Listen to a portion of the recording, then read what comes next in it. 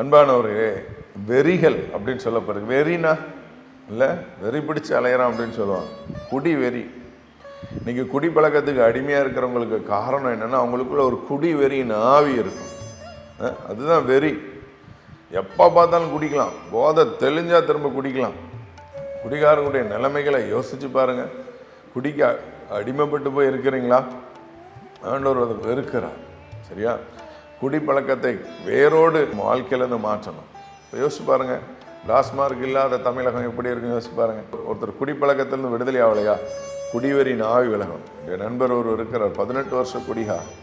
மனைவி குடியிலேருந்து விடுதலை வாங்கணும் ஜெபிச்சுட்டே இருந்தாங்க. கர்த்தர் சொன்னார், ஒரு நாளாவது கணவருடைய ரட்சிப்புக்கு ஜெபித்திருக்கியா?